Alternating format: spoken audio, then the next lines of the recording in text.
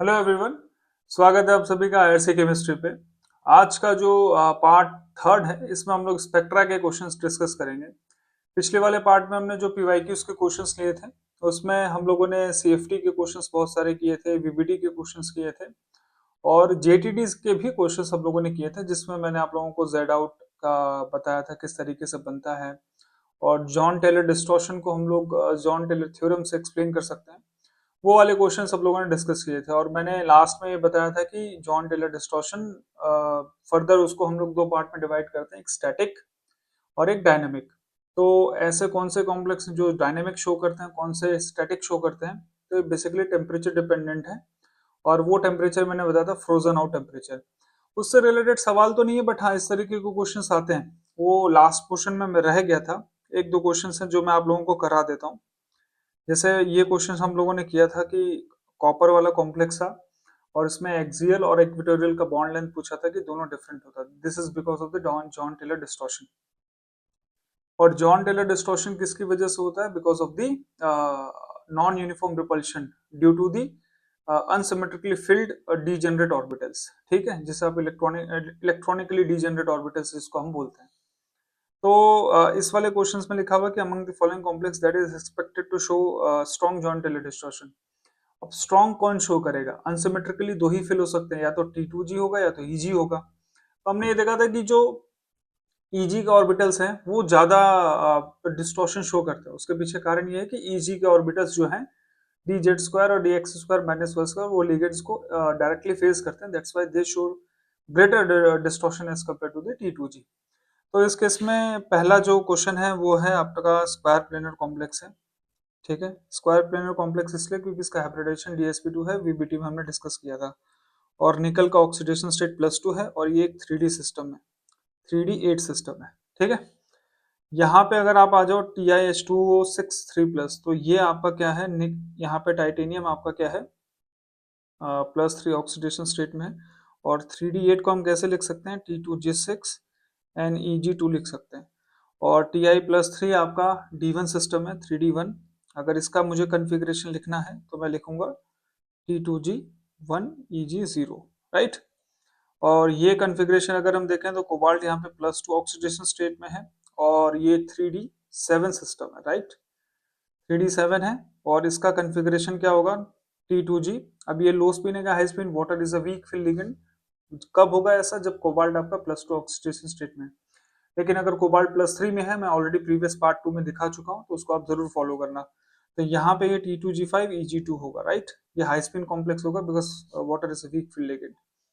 यहाँ पे आपका है आयरन। आयरन कौन सा ऑक्सीडेशन स्टेट में है? +2 ऑक्सीडेशन स्टेट में है। और ये आपका कैसा सिस्टम है? 3D6 सिस्टम है। और यहाँ पे भी वाटर आपका वीक फील्ड लिगेंड है, तो अगेन इसका कन्फिग्रेशन T2G6, सॉरी T2G नहीं होगा, ये होगा आपका EG2 एंड T2G4। ठीक है, क्योंकि हाई स्पिन कॉम्प्लेक्स बनेगा।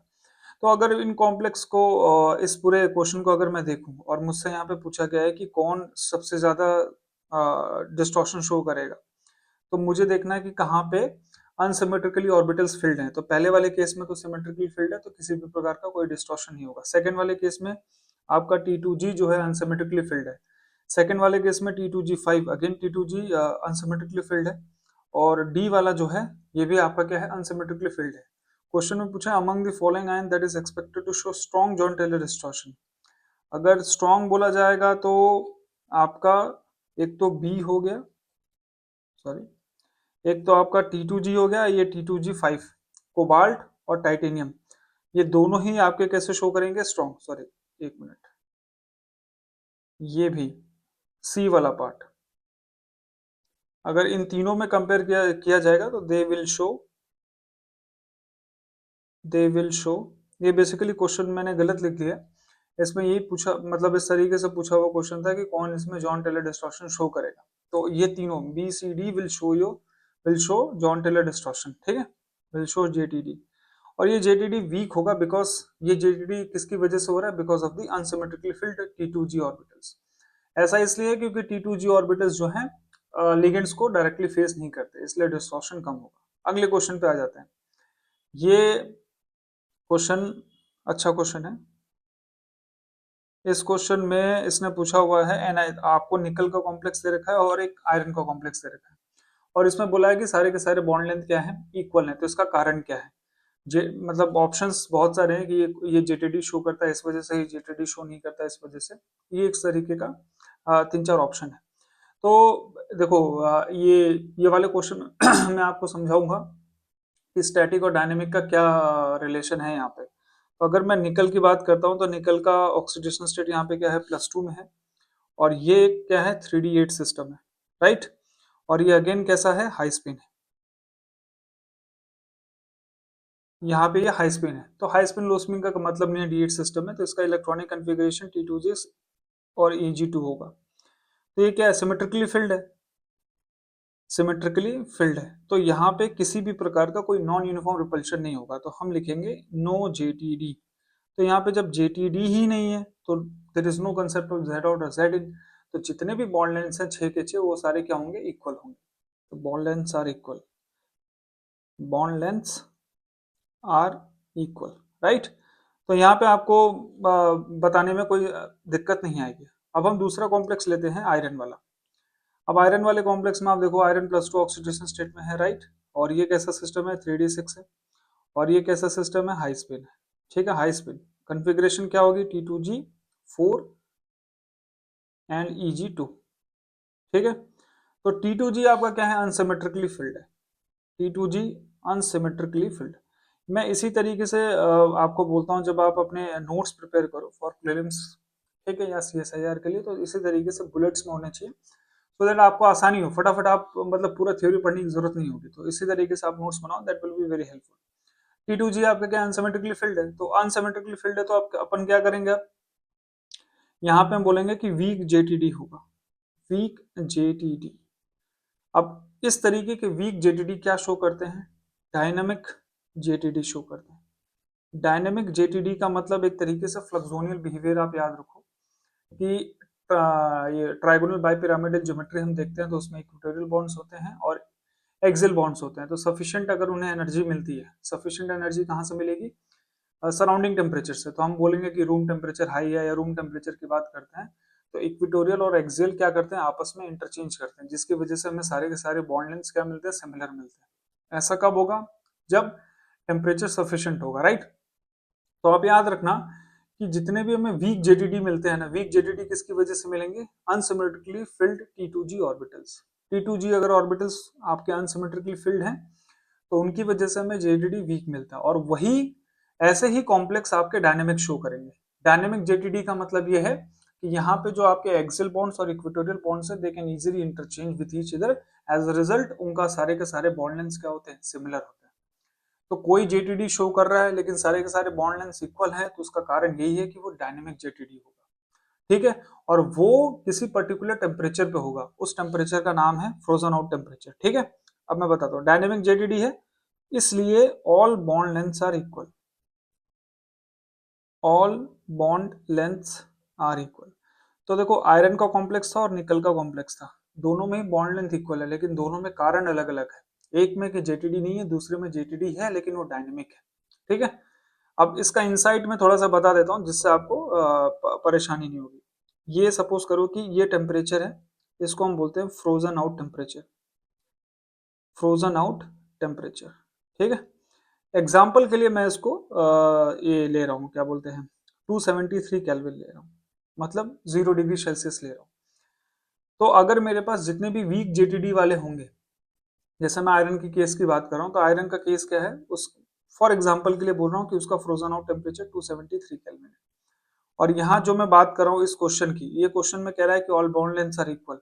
तो मैं सपोज कर रहा हूँ कि रूम टेम्परेचर की बात कर रहा हूँ, एट रूम टेम्परेचर। तो रूम टेम्परेचर की अगर मैं बात करूँ तो मैं 273 डिग्री से कितना ऊपर गया, 25 डिग्री ऊपर गया, तो मैं यहाँ 298 केल्विन पे हूँ।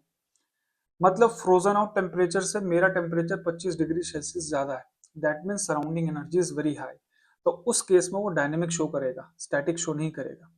लेकिन अगर फ्रोजन आउट टेम्परेचर से मैं नीचे जाता हूँ, सपोज करो कि मैं 2 डिग्री और नीचे आ गया, 3 डिग्री नीचे आ गया 270 केल्विन पे, या टू, इससे जितना भी नीचे, जैसे मैं इससे नीचे आऊंगा sufficient amount of energy surrounding से उसको नहीं मिलेगा, और उस केस में वो स्टैटिक शो करेगा, that will be no interchange between the equatorial and axial. तो उस केस में वो आपका स्टैटिक शो करेगा, स्टैटिक जेटीडी शो करेगा। और इस अगर ऐसा होगा तो टू डिफरेंट बॉन्ड लेंथ्स होंगे, two different bond lengths, right. तो ये आप ध्यान रखना कि अगर आप फ्रोजन आउट टेम्परेचर से नीचे हो तो स्टैटिक शो करेगा, अगर उससे ऊपर हो तो आपको वो डायनेमिक शो करेगा। डायनेमिक को पहचानने की सबसे अच्छी चीज ये है कि T2G आपका अनसिमेट्रिकली फिल्ड होगा एंड दे विल पोज या they will result in weak JTD that will ultimately converts into dynamic JTD as far as temperature is concern. ठीक है, तो फ्रोजन आउट टेम्परेचर आपको क्वेश्चन में दिया रहेगा तो उस बेसिस पर आप इजीली बता पाओगे कि स्टैटिक शो करेगा कि डायनेमिक शो करेगा। तो फ्रोजन आउट टेम्परेचर का कंसेप्ट मैंने बता दिया। अब आगे लिखा है which of the following will show dynamic JTD. तो यहाँ पे देखो मैंने अभी टाइटेनियम का केस डिस्कस किया था। यहाँ पे टाइटेनियम आपका क्या है, +1 ऑक्सीडेशन स्टेट में है और इसका कन्फिग्रेशन है T2G1। T2G आपका अनसिमेट्रिकली फिल्ड है। अब ये आयरन है तो आयरन आपका +2 ऑक्सीडेशन स्टेट में है। टाइटेनियम, सॉरी मैंने यहाँ +1 लिख दिया। टाइटेनियम आपका यहाँ पे +3 ऑक्सीडेशन स्टेट में, आयरन आपका +2 में है तो ये हो गया T2G4 NeG2। ठीक है, और ये बहुत अच्छा CrF3 लिखा है। ये मैं आपको बता दूं कि क्रोमियम आपका +3 ऑक्सीडेशन स्टेट में है but it is a crystal system. Crystal system में क्या होगा, बहुत सारे क्रोमियम होंगे, बहुत सारे फ्लोरीन्स होंगे, they are connected with each other. ठीक है, तो कभी भी ये क्रिस्टल सिस्टम डायनेमिक जेटीडी नहीं शो कर सकते irrespective of temperature because crystal system में all bonds are fixed. You cannot interchange the bridging bond which is your equatorial bond and your axial bond. तो axial और equatorial आपका crystal system में कभी भी चेंज इंटरचेंज नहीं हो सकता क्योंकि वो आपस में इंटरकनेक्टेड है, they can not interchange their bonds. ठीक है, तो ये आप ध्यान रखना।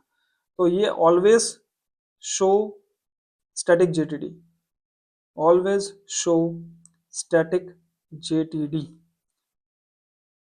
ठीक है, तो दिस इज गुड क्वेश्चन, ये आप ध्यान रखना। CrF3 हो गया, CuFT हो, CuX2 माइनस हो गया, जितने भी आपको क्रिस्टल सिस्टम मिलेंगे ना, NF3 हो गया, तो ये वाले क्रिस्टल सिस्टम हमेशा स्टैटिक जेटीडी शो करते हैं, डायनेमिक नहीं शो करते बिकॉज ऑब्वियस सी बात है कि उनका जो मतलब बहुत सारे एक्सियल बॉन्ड्स ऐसे भी होंगे। सपोज ये रहा, यहाँ पे आपका F है और यहाँ पे आपका ये F, अब हो सकता है ये F किसी और क्रोमियम से जुड़ा हो, तो ये वाला बॉन्ड कभी भी इस वाले बॉन्ड से एक्सचेंज नहीं कर सकता, मतलब एक्सियल वाला कभी भी, सॉरी इक्वेटोरियल वाला एक्सियल के साथ इंटरचेंज नहीं कर सकता क्रिस्टल सिस्टम में। That's it. अब नेक्स्ट आप देखो, यहाँ पे है कॉपर, कॉपर का ऑक्सीडेशन स्टेट यहाँ पे +2 है और ये आपका कैसा सिस्टम है, T2G6 EG3। ठीक है, और EG आपका क्या है, अनसिमेट्रिकली फिल्ड, अनसिमेट्रिकली फिल्ड। तो यहाँ पे क्या होगा, स्ट्रॉन्ग जेटीडी होगा, स्ट्रॉन्ग जेटीडी होगा तो crystal field stabilization, sorry Jahn Teller stabilization energy भी ज्यादा रिलीज होगी, राइट। तो हमसे पूछा which following will show dynamic JTD, तो डायनेमिक के लिए तो आपका एक तो पहला वाला शो करेगा, ये डायनेमिक शो करेगा। ठीक है, ये हमने देख लिया, ये डायनेमिक शो करेगा। आयरन का कंसेप्ट मैंने अभी ऊपर एक्सप्लेन किया, ये भी डायनेमिक शो करेगा। तो इससे क्रिस्टल क्लियर आपके अंदर अंडरस्टैंडिंग डेवलप होनी चाहिए कि जेटीडी किसकी वजह से आया, because of the unsymmetrically filled electronically degenerate orbitals. ठीक है, जो कि नॉन यूनिफॉर्म रिपल्शन क्रिएट करते हैं, इसलिए सेकेंडरी स्प्लिटिंग होती है। उसके बाद वो हो सकता है कि स्टैटिक शो करे, उसके बाद वो डायनेमिक शो कर सकता है। स्टैटिक और डायनेमिक के लिए frozen out temperature is important, पहली बात तो वो। दूसरा, पहचानने का तरीका क्या है कि T2G अनसिमेट्रिकली फिल्ड है तो वो वाले ज्यादा चांसेस रखते हैं डायनेमिक जेटीडी शो करने के लिए, बिकॉज वो लेस जेटीडी शो करते हैं। ठीक है, क्यों, क्योंकि वो ऑर्बिटल्स को, सॉरी लाइगेंड्स को डायरेक्टली फेस नहीं करते हैं। This is important. अब हम आगे बढ़ते हैं। ये सवाल है which is thermodynamically more stable, तो ये क्वेश्चन आप इजीली कर सकते हो कि इसमें ये पूछा हुआ है कि इसमें से थर्मोडायनेमिकली स्टेबल कौन होगा। तो इससे पहले आपको कंसेप्ट पता होना चाहिए, थर्मोडायनेमिकली मोर स्टेबल का मतलब जिसकी एनर्जी सबसे कम हो, है ना, जिसकी पोटेंशियल एनर्जी सबसे कम हो।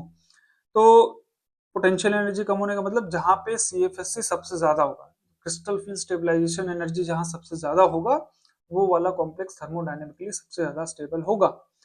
तो आप अगर ध्यान दो, अगर मैं मैंगनीज की बात करता हूँ तो यहाँ पे मैंगनीज आपका +2 ऑक्सीडेशन स्टेट में है, सॉरी, और इसका कन्फिग्रेशन अगर हम लिखें 5 इलेक्ट्रॉन है तो आपके T2G में, EG में आपके कितने जाएंगे, 2, और T2G में कितने आएंगे, 3। ठीक है, ये सिमेट्रिकली फिल्ड है तो यहाँ पे किसी प्रकार का कोई जेटीडी नहीं आएगा। आयरन आपका +2 ऑक्सीडेशन स्टेट में है। यहाँ पे T2G4 होगा और Eg2 होगा, ठीक है। T2G अनसिमेट्रिकली फिल्ड है। निकल +2 का कॉम्प्लेक्स है, यहाँ पे ये किसी भी प्रकार का कोई जेटीडी शो नहीं करेगा, तो ये T2G6 हो गया एंड Eg0, ठीक है। सॉरी, Eg0 नहीं होगा, Eg2 होगा। 6 2 8 इलेक्ट्रॉन। तो बहुत सिंपल सा क्वेश्चन है, बट हम क्या है कभी कभी गलती कर देते हैं थर्मोडायनेमिकली स्टेबल करके क्वेश्चन अगर आता है तो। और ये T2G6 हो गया, Eg3 हो गया। आपको पता है कॉपर के केस में सबसे ज्यादा क्रिस्टल फ्री स्टेबलाइजेशन एनर्जी तो होगा ही होगा, साथ के साथ जॉन टेलर स्टेबलाइजेशन एनर्जी भी सबसे ज्यादा होगा कॉपर के केस में। इस वजह से कॉपर जो है सबसे ज्यादा थर्मोडायनेमिकली स्टेबल है, ठीक है। तो हम लिखेंगे स्ट्रॉन्ग जेटीडी। स्ट्रॉन्ग जेटीडी के बाद आप लिखोगे लार्ज या फिर लिख लो high JTSC, Jahn Teller stabilization energy. इस वजह से ये थर्मोडायनेमिकली मोर स्टेबल है, ठीक है। थर्मोडायनेमिकली शॉर्ट फॉर्म में लिख रहा हूँ, मोर स्टेबल। अब थर्मोडायनेमिकली मोर स्टेबल है और काइनेटिकली भी लेबाइल सबसे ज्यादा यही है, क्योंकि इसके दो एक्सियल बॉन्ड बहुत लंबे हैं, तो they can easily pull off और वहां पे अटैक न्यूक्लियोफाइल्स का हो सकता है, ठीक है। तो ये भी आप ध्यान रखना। और ये भी सवाल पूछता है क्या इन दोनों का कोई रिलेशन है, काइनेटिक स्टेबिलिटी और thermodynamic stability. Answer is no, there is no relation between the kinetic stability and thermodynamic stability. दोनों ही अलग अलग फिजिकल टर्म्स हैं, they have no relation at all, ठीक है। तो एक अच्छा क्वेश्चन था, थर्मोडायनेमिकली स्टेबल पूछा हुआ था, तो इसलिए मैंने इसको इनकॉर्पोरेट किया था अपने लेक्चर में। अब बढ़ते हैं आगे पार्ट 3 पे। अब ये पार्ट 3 में स्पेक्ट्रा है। स्पेक्ट्रा के मैं 2 पार्ट लाऊंगा। ये पहला पार्ट है जिसमें हम डिफरेंट टाइप ऑफ ट्रांजिशंस के बारे में देखेंगे, जितने भी टाइप हो सकते हैं, और मैग्नेटिक मोमेंट से रिलेटेड कौन कौन से सवाल पूछे जाते हैं वो देखेंगे। टेम्परेचर डिपेंडेंट, इंडिपेंडेंट और कॉम्प्लेक्स। मेटल अगर कॉम्प्लेक्स बना रहा है तो कौन सा फॉर्मूला यूज करना, आयन बना रहा है तो कौन सा फॉर्मूला यूज करना, बहुत कंफ्यूजन होता है। और किस टाइप के ट्रांजिशन होते हैं, LMCT, MLCT, MMCT, ICT, इस तरीके के क्वेश्चंस भी मैंने इसमें लिए हैं। बहुत एक आपका एक तो अच्छा रिविजन हो जाएगा और दूसरा एक क्वेश्चंस आपके डिफरेंट टाइप के सारे कवर हो जाएंगे। फिर इसमें पार्ट 2 में जो है मैं टर्म सिंबल्स लाऊंगा, डिफरेंट टाइप ऑफ क्वेश्चंस जो CSI और गेट में पूछे गए हैं टर्म सिंबल से रिलेटेड। और दूसरा जो इसमें क्वेश्चन बनता है ऑर्गल डायग्राम से, बहुत सारे क्वेश्चंस वहां से भी पूछता है कि इसका ग्राउंड स्टेट क्या होगा, कौन कौन से ट्रांजिशन होंगे, डेलो की वैल्यू क्या होगी, इस तरीके के सवाल भी हम डिस्कस करेंगे पार्ट 2 में। तो हम बढ़ते हैं पार्ट 3 की तरफ। पहला क्वेश्चन है कि इसमें से कौन कौन से डीडी ट्रांजिशन शो करेंगे। तो डीडी ट्रांजिशन शो करने के लिए देखो, एक तो D0 हो गया, ये कभी भी आपको डीडी ट्रांजिशन शो नहीं करेगा। और एक हो गया D10 कन्फिग्रेशन, ये भी डीडी ट्रांजिशन शो नहीं करेगा। और एक हो गया D5 कन्फिग्रेशन, ये भी कभी भी डीडी ट्रांजिशन शो नहीं करेगा। ऐसा किस लिए? हमारे पास 2 रूल है ट्रांजिशंस के लिए, इलेक्ट्रॉनिक ट्रांजिशंस के लिए 2 रूल है। पहला है स्पिन सिलेक्शन रूल, जो ये कहता है कि डेल्टा एस क्या होना चाहिए, +-1। और दूसरा है लेपोटे रूल। लेपोटे ये कहता है कि डेल्टा एल की वैल्यू प्लस माइनस क्या होनी चाहिए, 1 होनी चाहिए। एस से पी में जाए या पी से डी में जाए, राइट। अगर इस तरीके की ट्रांजिशन हो रहे हैं तो उसको हम बोलेंगे लेपोटे अलाउड। और during the transition spin allowed होना चाहिए, ठीक है। स्पिन मतलब डेल्टा एस करूंगा तो स्पिन चेंज नहीं होना चाहिए ड्यूरिंग द इलेक्ट्रॉनिक ट्रांजिशन। तो डेल्टा एस अगर हम D1 से, just for your insight, D1 से D9 जाए, एक्सेप्ट D5 एंड D10, ठीक है। एक्सेप्ट D5 एंड D10 हम बोलेंगे इस all the system are spin, मतलब D1 से D9 अगर मैं जाता हूं तो यहाँ पे कभी भी मैं ट्रांजिशन करवाऊंगा तो हमेशा वो स्पिन अलाउड होगा। आप अपने कॉपी में घर पे आराम से चेक कर सकते हो। स्पिन की value before and after calculate करके डेल्टा एस हमेशा 0 आएगा। सॉरी, मैंने यहाँ +-1 लिख दिया, 0 आएगा। स्पिन में किसी प्रकार का चेंज नहीं होना चाहिए। और लेपोटे ये कहता है कि डेल्टा एल की वैल्यू क्या होनी चाहिए, +-1, ठीक है। तो D1 से D9 सारे के सारे स्पिन अलाउड होते हैं, ऑल आर स्पिन अलाउड। तो यहाँ से आपका कंफ्यूजन ही खत्म, आपको कभी इसके बारे में सोचना ही नहीं है। कब सोचना है? ये 2 भाई साहब के लिए, D5 एंड D10 के लिए, यहाँ पे आपको दिमाग लगाना है, तो कंफ्यूज नहीं होना, ठीक है। और सभी केसेस में लेपोटे अलाउड के लिए भी मैं बता देता हूँ, लेपोटे कहाँ अलाउड होगा, ठीक है। Laporte, this is again very important, ठीक है। लेपोटे रूल की अगर मैं बात करूं तो एक तो मैंने ऊपर बता दिया D0, D10, D5, इसमें किसी भी प्रकार का कोई ट्रांजिशन नहीं होगा। D5 में स्पिन अलाउड नहीं होता और आपका लेपोटे भी अलाउड नहीं होता। D10 में तो सारे के सारे फील्ड है, देयर इज नो ट्रांजिशन। और D0 में तो इलेक्ट्रॉन ही नहीं है, तो ये तीनों केस में तो डीडी ट्रांजिशन होगा ही नहीं। No D D transition takes place. ठीक है, लेपोटे डेल्टा एल, तो अगर मैं डी डी ट्रांजिशन की बात करता हूं तो हम डी डी ट्रांजिशन के केस में डी से डी में ही जा रहा है, तो हम बोलेंगे कि लेपोटे फॉरबिडन होगा। लेपोटे फॉरबिडन, फॉरबिडन। अब ध्यान देखना मैं किस किस के लिए लिख रहा हूं, Laporte forbidden for octahedral D complex. 3D complex बोल दूं या डी कॉम्प्लेक्स बोल दूं? मैं आगे डिस्कस करूंगा कि कहां पे लेपोटे रिलैक्स्ड हो सकता है, कहां पे पार्शियली अलाउड हो सकता है, वो हम बात करेंगे as per the question. But यहाँ के लिए आपको ये पता होना चाहिए D1 से D9 के लिए स्पिन सभी अलाउड होंगे, हमेशा ट्रांजिशन कराऊंगा स्पिन अलाउड ही होगा। अब बट अगर मैं लेपोटे रूल की बात करता हूँ, क्या लेपोटे अलाउड होगा कि नहीं होगा, तो अगर मैं डीडी ट्रांजिशन ऑक्टाहेड्रल कॉम्प्लेक्सेस की बात कर रहा हूँ तो लेपोटे हमेशा वहां पे क्या होगा, फॉरबिडन ही होगा। कहीं कहीं पे लेपोटे पार्शियली अलाउड होता है, वो टेट्राहेड्रल कॉम्प्लेक्स के केस में हम देखेंगे कि किस वजह से अलाउ होता है। ठीक है, बट ऑक्टाहेड्रल के केसेस में वो फॉरबिडन ही होगा, क्योंकि डी से डी जा रहे हो तो डेल्टा एल की वैल्यू 0 होगी, तो उस केस में लेपोटे अलाउड नहीं होगा, फॉरबिडन होगा। पहला सवाल देख लेते हैं। अगर आप पहले क्वेश्चन में देखोगे तो आयरन का ऑक्सीडेशन स्टेट क्या है, यहाँ पे +2 है, तो +2 में 3d6 होगा, डी में इलेक्ट्रॉन है, there will be D transition. अगर मैं निकल की बात करता हूँ तो निकल भी यहाँ पे कौन सा ऑक्सीडेशन स्टेट होगा, +2 होगा। अगेन दोनों ही लिगेंड उसके क्या है, न्यूट्रल है। तो Ni+2 3d6 सॉरी 3d8 होगा, तो उस केस में भी इलेक्ट्रॉनिक ट्रांजिशन होने के चांसेस हैं, जो कि D1 से D9 के केस में फॉलो हो रहा है, तो डी ट्रांजिशन तो होगा। बी वाले केस में देखो, कॉपर आपका क्या है, +1 ऑक्सीडेशन स्टेट में, CH3Cn is a neutral ligand. ठीक है, कार्बन के 4 बॉन्ड है, 3 हाइड्रोजन के साथ, 1 CN के साथ, तो कंफ्यूज नहीं होना। ठीक है, तो ये कॉपर यहाँ पे क्या है, +1 ऑक्सीडेशन स्टेट में, तो ये D10 सिस्टम है। बट इसके साथ जो कोबाल्ट है वो आपका +2 ऑक्सीडेशन स्टेट में, वो D10 सिस्टम नहीं है, ना ही वो D5 है, ना ही वो D0 है। तो इस केस में भी बी ऑप्शन में कॉपर जो है वो तो डी ट्रांजिशन शो नहीं करेगा, लेकिन उसके साथ वाला करेगा। सी ऑप्शन की अगर हम बात करें तो कॉपर अगेन आपका किसमें है, +1 ऑक्सीडेशन स्टेट में, और उसके साथ जो जिंक है +2 ऑक्सीडेशन स्टेट में है, जो कि अगेन क्या है, एक D10 सिस्टम है।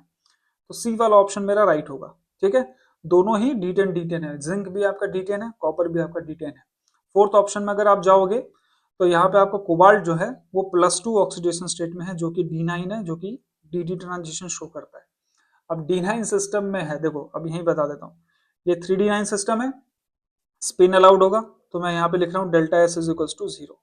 अगर मुझसे पूछा जाएगा डेल्टा एल +-1 होगा, तो आंसर इज यस, बट हम यहाँ पे लिखेंगे Laporte partially allowed, Laporte partially allowed, Laporte partially allowed. मैंने यहाँ पे पार्शियली अलाउड इसलिए किया क्योंकि यहाँ पे पीडी मिक्सिंग होती है, पी ऑर्बिटल और डी ऑर्बिटल की मिक्सिंग होती है, because of the Jahn Teller distortion. Jahn Teller distortion होता है, सिमेट्री ब्रेक करती है, तो during that breakage of symmetry P और डी क्या है, आपस में मिक्स करते हैं small amount to a small extent, जिसकी वजह से ये पार्शियली अलाउड होता है, बहुत बहुत कम। तो आप लिखना due to JTD, due to JTD। तो again it is octahedral complex, D 3D system है, तो उस केस में लेपोटे फॉरबिडन होना चाहिए था, लेकिन लेपोटे पार्शियली अलाउड है to a small extent because of the JTD। ये आप ही ध्यान रखना, बाकी सभी केस में ये फॉरबिडन ही होगा, बट JTD के केस में ये पार्शियली अलाउड होता है to a small extent because of the Jahn Teller distortion. बढ़ते हैं अगले सवाल पे, मोस्ट कलर अमंग। देखो ये थोड़ा सा वेग स्टेटमेंट है, मोस्ट कलर का मतलब हो गया मोस्ट इंटेंस, राइट, और मोस्ट इंटेंस का मतलब जो कितना ज्यादा कलर शो करेगा। तो आपको क्या ध्यान रखना है, कोई लेस इंटेंस है, कोई ज्यादा कलरफुल है, कोई कम कलरफुल है, तो कौन ज्यादा कलर शो करेगा, कौन कम कलर शो करेगा, ये डिपेंड करेगा सिलेक्शन रूल पे। ठीक है, अगर कोई कॉम्प्लेक्स लेपोटे, अब मैं पूरा नहीं लिखूंगा, लेपोटे अलाउड है प्लस स्पिन अलाउड है, तो ये बहुत ही ज्यादा क्या होगा, मोस्ट इंटेंस होगा। मतलब अगर कोई कॉम्प्लेक्स है वो लेपोटे अलाउ भी शो कर रहा है, स्पिन अलाउ भी शो कर रहा है, दोनों सिलेक्शन रूल को फॉलो कर रहा है, तो सबसे ज्यादा इंटेंस होगा, राइट, मोस्ट इंटेंस। अब इसके बाद हम जाते हैं Laporte partially allowed, LPA, Laporte partially allowed, आप अपने कॉपी में उसी तरीके से लिखना, और स्पिन अलाउड, तो ये क्या होगा, उससे कम होगा। फिर उसके बाद लेपोटे फॉरबिडन प्लस स्पिन अलाउड, ये उससे कम होगा। फिर उसके बाद लेपोटे फॉरबिडन और स्पिन भी फॉरबिडन, तो उस केस में वो क्या होगा, लीस्ट इंटेंस होगा, या फिर मैं उसको बोलूंगा कलरलेस ही होगा, लीस्ट इंटेंस बोल दो उसको, या फिर बोल दो कलरलेस। तो आपको एक क्लियर पिक्चर मिलनी चाहिए कि मुझे अगर कभी बताना हो कि कौन ज्यादा कलर शो करेगा, कौन कम कलर शो करेगा, तो आपके पास एक क्लियर अंडरस्टैंडिंग होना चाहिए कि अगर दोनों स्पिन सिलेक्शन रूल अलाउ होते हैं, फॉलो होते हैं, तो वो सबसे ज्यादा इंटेंस होगा रादर देन जिसमें दोनों ही फॉरबिडन हो। ठीक है, तो अब यहाँ पे आप बहुत इजीली बता पाओगे। जो ऑप्शन ए है इसको जरा अपन देख लेते हैं। आयरन है, आयरन +3 ऑक्सीडेशन स्टेट में है। आपका आयरन जो है +3 ऑक्सीडेशन स्टेट में है और ये ऑक्टाहाइड्रल कॉम्प्लेक्सेस है। अब ये देखो क्या आ गया, 3d5 सिस्टम आ गया। 3d5 सिस्टम में T2G3 NEG2। तो इस केस में आपको पता है ना क्या होगा, लेपोटे फॉरबिडन होगा प्लस स्पिन भी फॉरबिडन होगा। D5 सिस्टम मैंने अभी ऊपर बताया। दूसरा वाला है, ये ऑप्शन ए हो गया। ऑप्शन बी की अगर हम बात करें, MnCl4 2-, यहाँ पे आपका ये भी अगेन क्या है, D5 सिस्टम है। अगेन ये क्या है, टेट्राहेड्रल कॉम्प्लेक्स है। तो टेट्राहेड्रल कॉम्प्लेक्स में हम क्या लिखेंगे, ई और T2 लिखेंगे। तो ई में 2 इलेक्ट्रॉन, T2 में 3 इलेक्ट्रॉन। अगेन ये भी क्या होगा आपका, लेपोटे फॉरबिडन, स्पिन फॉरबिडन। ये भी क्या होगा, ऑलमोस्ट कलरलेस होगा।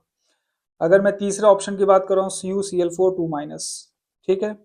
कोबाल्ट है +2 सिस्टम में, सॉरी +2 ऑक्सीडेशन स्टेट है, 3d7 होगा। तो हम इसमें कन्फिग्रेशन क्या लिखेंगे, T2G5 Eg2। तो यहाँ पे क्या होगा आपका, सॉरी सॉरी सॉरी, यहाँ पे ये टेट्राहेड्रल कॉम्प्लेक्स है, तो E2 होगा एंड T2 आपके कितने हो जाएंगे, 1 2 3 4 5, यहाँ भर लेते हैं हम लोग। ये ई में 7 इलेक्ट्रॉन भरने, 1 2 3 4 5 6 7, ठीक है। तो यहाँ पे 4 हो जाएंगे, यहाँ पे 3 हो जाएंगे। तो अगेन अब यहाँ पे जो टेट्राहेड्रल कॉम्प्लेक्स है, तो ये लेपोटे पार्शियली अलाउड होता है, प्लस स्पिन अलाउड तो होगा ही होगा। ठीक है, क्योंकि ये 3d7 सिस्टम है। थोड़ा सा स्पेस और बना लेते हैं। अब मैंने देखो लेपोटे पार्शियली अलाउड आपको एक तो ऑक्टाहेड्रल कॉम्प्लेक्स में जीटीटी के केस में बताया था, और टेट्राहेड्रल कॉम्प्लेक्स में भी मैंने आपको बताया। यहाँ पे भी डीडी ट्रांजिशन हो रहा है, लेकिन मैंने इसको लेपोटे पार्शियली अलाउड बोला है। लेपोटे पार्शियली अलाउड। अब लेपोटे पार्शियली अलाउड इसलिए बोला है क्योंकि जो इसके डी ऑर्बिटल्स होते हैं, डी ऑर्बिटल्स में क्या होता है, T2 होता है प्लस E होता है। और जो p ऑर्बिटल्स होते हैं उनका कन्फिग्रेशन भी क्या होता है, T होता है। बेसिकली हम उसको T1U लिखते हैं और यहाँ पे T2 होता है। तो इनकी सिमेट्री जो है ना, थोड़ी सी क्या होती है, सिमिलर होती है। Symmetry is similar. तो इस सिमिलैरिटी की वजह से क्या होता है, PD mixing takes place. PD mixing takes place. PD mixing takes place. तो पीडी मिक्सिंग होगा तो उसकी वजह से जो आपके डी ऑर्बिटल्स है उसमें थोड़ा सा पी कैरेक्टर आ जाएगा। तो अब अगर मैं डी से डी में ट्रांजिशन करवाता हूँ तो वहां पे पी कैरेक्टर भी है, तो मैं ये कह सकता हूँ कि delta L is equals to +-1 to a small extent. That is why in case of tetrahedral complexes Laporte is partially allowed, spin allowed था ही, but Laporte is partially allowed. In octahedral complexes, Laporte is completely forbidden because there is no pd mixing. तो tetrahedral complex में PD mixing होती, क्यों? क्योंकि जो T2 orbitals हैं, D orbitals, वो p ऑर्बिटल्स की सिमेट्री से मतलब सिमिलर होते हैं। दोनों की सिमेट्री क्या होती है, सिमिलर होती है, इसलिए वो आपस में मिक्स करते हैं। That's it. लास्ट कॉम्प्लेक्स अगर मैं बात करता हूँ, COF6 3-, तो यहाँ पे D6 सिस्टम है, 3d6, ठीक है। तो इसका कन्फिग्रेशन अगर मैं लिखूं तो T2G4 Eg2। तो यहाँ पे देखो ऑक्टाहेड्रल कॉम्प्लेक्सेस है, D6 सिस्टम में, तो डी ट्रांजिशन होगा, बट ये लेपोटे फॉरबिडन होगा लेकिन स्पिन अलाउड होगा। अब देखो इस तरीके से आप क्वेश्चन करोगे ना, गलत ही नहीं होगा। अब बहुत इजी है इसको बताना कि कौन सबसे ज्यादा इसमें इंटेंस है। जो मैंने ऊपर ऑर्डर लिखा है उसके हिसाब से tetrahedral complex is the most intense. That's it. A और बी में तो दोनों फॉरबिडन है, तो वो लीस्ट होंगे या कलरलेस होंगे। और जो सिक्स था आपका, सॉरी लास्ट ऑप्शन है कोबाल्ट वाला, वो ऑक्टाहेड्रल कॉम्प्लेक्स है, डी ट्रांजिशन शो कर रहा है, बट लेपोटे फॉरबिडन है बिकॉज वहां पे किसी प्रकार की कोई मिक्सिंग नहीं हो रही। चलते हैं नेक्स्ट सवाल पे। ये अगेन ये क्वेश्चन इसलिए मैंने लिया है क्योंकि ये इस तरीके का सवाल अगर आता है तो आप इजीली इन क्वेश्चंस को अटेम्प्ट कर सकते हो कि कलर कौन सा अपीयर कर रहा है, तो बताओ लिगेंड फील्ड स्ट्रेंथ क्या है। तो यहाँ पे आपको एक चीज याद रखनी है, जो दो कॉम्प्लेक्स हैं CuL6 3+, और CuL-6 3+, अगर मैं इनके अपीयरेंस की बात करता हूँ कि किस तरीके से ये कलर दिखते हैं, कॉम्प्लेक्स दिखते हैं, तो अभी ये दिखता है हमें रेड कलर का, ठीक है। और दूसरा वाला कॉम्प्लेक्स हमें दिखता है ग्रीन कलर का, ठीक है। तो इसके आधार पे आपको बताना है कि लिगेंड फील्ड स्ट्रेंथ क्या होगा। तो अब हम यहाँ लिखेंगे कलर एब्जॉर्ब्ड,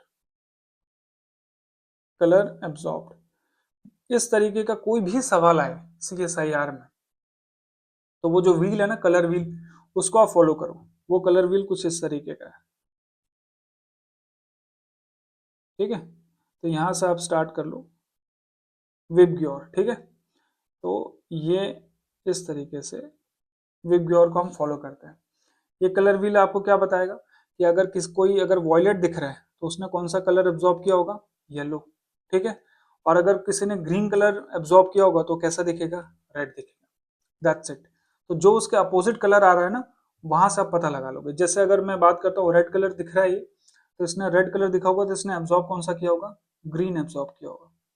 ये अगर एल डैश वाला ग्रीन कलर एब्जॉर्ब किया है तो इसने कौन सा कलर, ग्रीन कलर दिख रहा है तो एब्जॉर्ब कौन सा किया होगा, रेड एब्जॉर्ब किया होगा, ठीक है। और अगर मुझसे एनर्जी ऑर्डर पूछा जाए, क्योंकि जो लिगेंड फील्ड स्ट्रेंथ है ना, वो डिपेंड करेगा कि गैप कितना है CFSE का, राइट।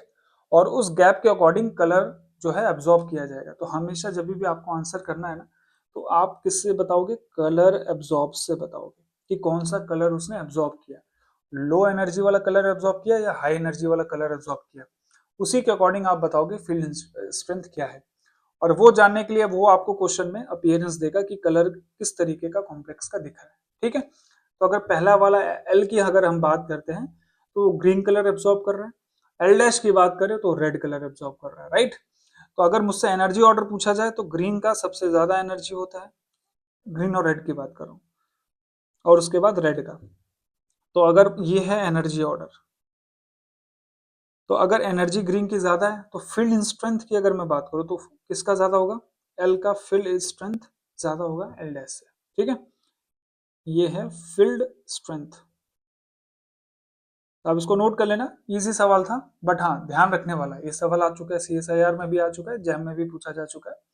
तो आपको हमेशा जब भी इस तरीके का आंसर करना है तो ये कलर व्हील बनाओ और इसमें चेक करो कि उसने उन्होंने कौन सा कलर एब्जॉर्ब किया है। तो जो कलर एब्जॉर्ब करेगा on the basis of that आपको आंसर करना है कि फील्ड स्ट्रेंथ क्या होगा, ठीक है। CFSE भी पूछ सकता है किसकी ज्यादा होगी, तो एल वाले की ज्यादा होगी क्योंकि उसका गैप ज्यादा है, इसलिए वो हाई एनर्जी की लाइट को एब्जॉर्ब कर रहा है। That's it. अब बढ़ते हैं अगले वाले सवाल पे।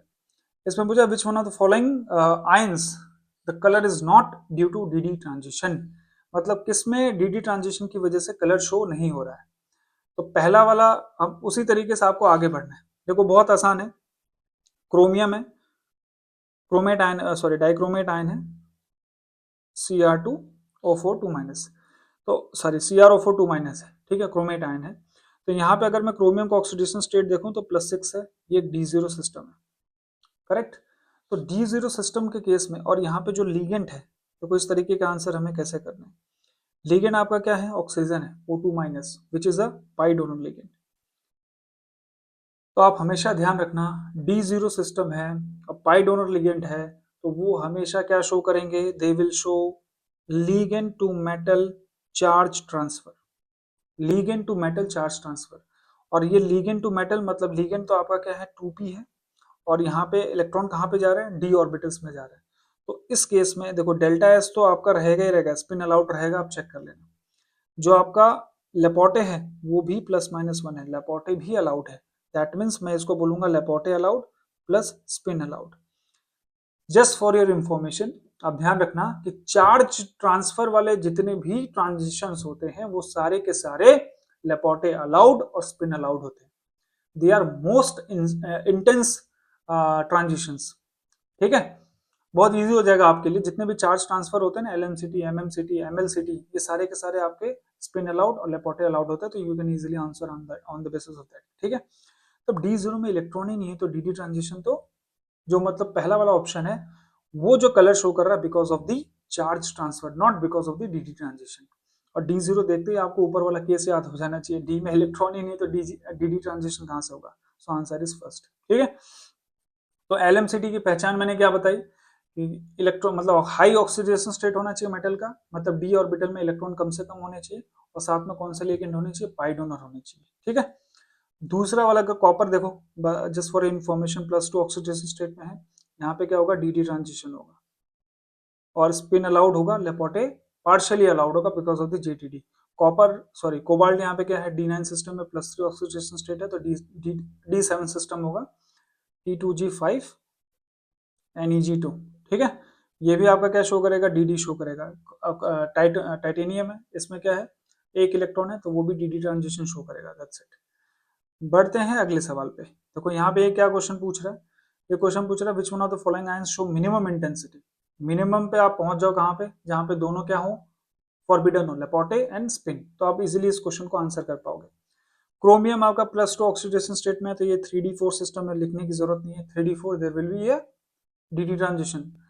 ठीक है, DD ट्रांजिशन होगा, ऑक्टाहेड्रल कॉम्प्लेक्स है, तो मैं इसके लिए क्या लिखूंगा कि ये स्पिन अलाउड होगा, साथ में लेपोटे फॉरबिडन होगा।